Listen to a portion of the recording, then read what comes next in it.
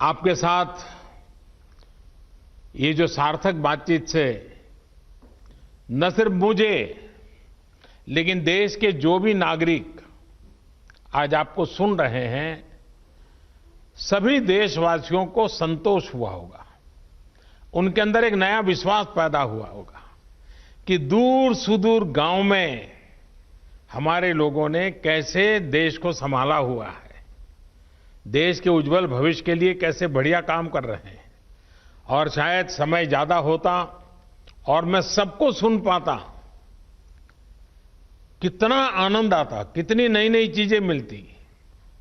लेकिन मैं जब लाखों की तादाद में पंच सरपंच मेरे सामने हैं, इस टेक्नोलॉजी के माध्यम से जुड़े हैं, भले ही मैं आप सबको सुन नहीं पाया हूं, लेकिन जिन कुछ अपने प्रधानों ने अपने अनुभव बताए, उसमें एक प्रकार से आपकी भावनाएं प्रकट हुई है।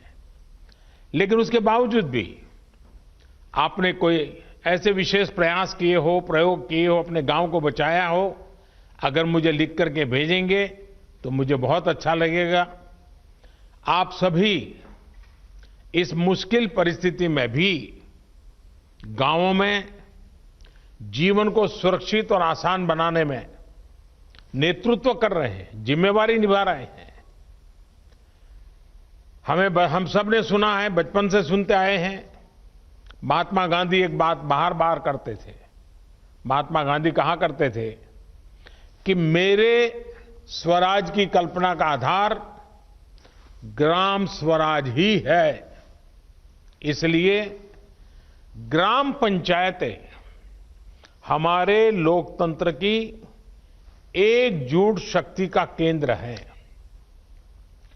हमारी लोकतांत्रिक एकजुटता का यही सबसे बड़ा ताकतवर केंद्र है। और हमारे यहां तो शास्त्रों में कहा गया है, संगमूलम महाबलम, अर्थात बड़ी से बड़ी शक्ति का केंद्र संगठन या एकजुटता में ही होता है।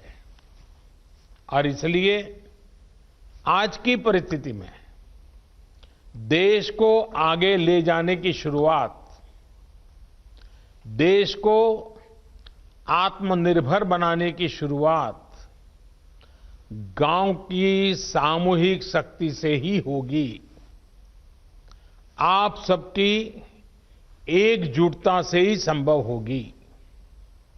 इन प्रयासों के बीच हमें ये याद रखना है कि किसी एक की भी लापरवाही, एक की भी लापरवाही पूरे गांव को खतरे में डाल सकती है। इसलिए ढील की जरा भी गुंजाइश नहीं है। गांव में सैनिटाइजेशन अभियान हो, शहरों से आने वाले लोगों के लिए इतने कम समय में क्वारंटाइन सेंटर बनाने का काम हो, हर एक व्यक्ति के खान पान और जरूरत की चिंता हो, या फिर आम लोगों को जागरूक करने का काम हो, ये काम हमें निरंतर बिना रुके, बिना थके करते ही रहना है। और जैसे इकबाल जी ने अभी बताया, जम्मू कश्मीर के अपने साथी ने, रिस्पेक्ट भी करो और सस्पेक्ट भी करो। मैं समझता हूं गांव में बुजुर्ग, दिव्यांग या फिर बीमार लोगों की सबसे पहली पहुंच, उसको कुछ भी कठिनाई होगी तो पहले आपके पास आएगा।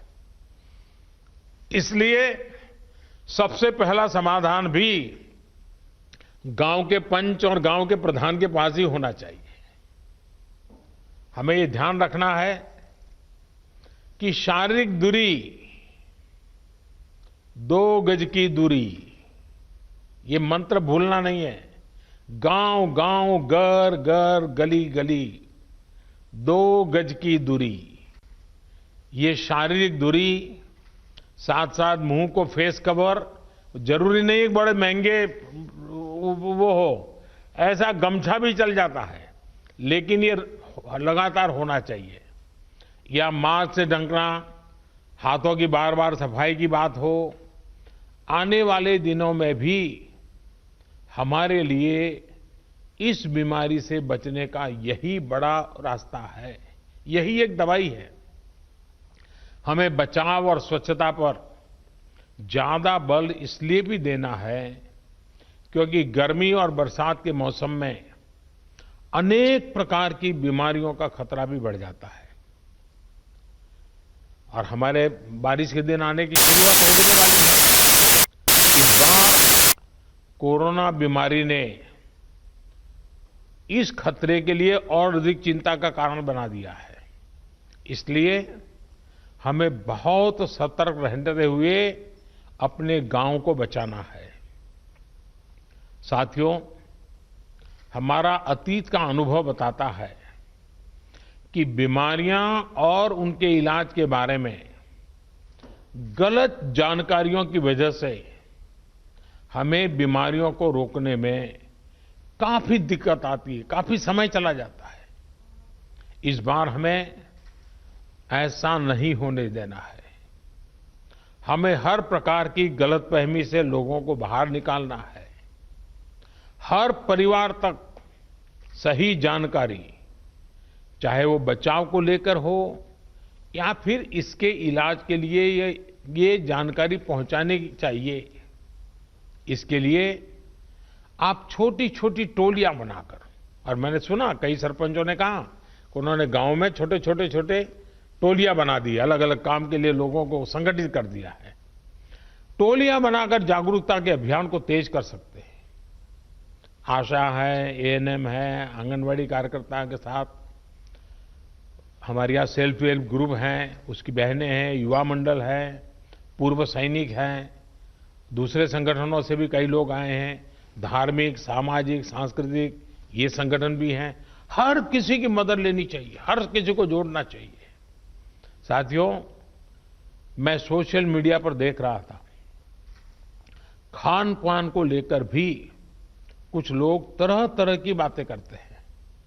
इससे भी तमाम अफवाहें उड़ती हैं, जिससे हमें सतर्क रहना है। हम जो भी खाएं वो खूब धोकर और खूब पकाकर खाएं, इस बात को हमें गांव-गांव में बताना है। और हां, गांव में कई अच्छी परंपराएं भी होती हैं, जिनको हमें प्रोत्साहित करना है। जैसे हमारे यहां आयुर्वेदिक काढ़ा पीने की परंपरा है। अनेक प्रकार के मसालों का उपयोग हम करते हैं। इसके साथ साथ अगर हम नियमित रूप से योग प्राणायाम करेंगे तो निश्चित रूप से हमें लाभ ही होगा। ये किसी बीमारी का इलाज नहीं है, लेकिन ये हमारे शरीर को बीमारी से लड़ने के लिए ताकत देता है, सक्षम बना देता है। आयुष मंत्रालय की तरफ से इससे जुड़ी कुछ गाइडलाइंस भी जारी की गई है और मैं चाहूंगा सारे प्रधान आयुष मंत्रालय की वेबसाइट पर जाएं, उसमें सारी चीजें हैं, अपने गांव में उसका उपयोग करें। एक और बात जिस पर आप सभी को बहुत ध्यान देना है, वो है आरोग्य सेतु मोबाइल ऐप। मैंने अभी एक टीवी के अंदर एक किसी कलाकार का देखा था, उसने इस आरोग्य सेतु मोबाइल ऐप को बॉडीगार्ड कहा है। ये मोबाइल ऐप कोरोना से लड़ाई के लिए बहुत उपयोगी है। ये ऐप आपके मोबाइल में रहेगा तो आपको पता चल जाएगा कि आपके गांव में सामने वाला किसी ऐसे इलाके से तो नहीं आया जो कोरोना प्रभावित रहा हो।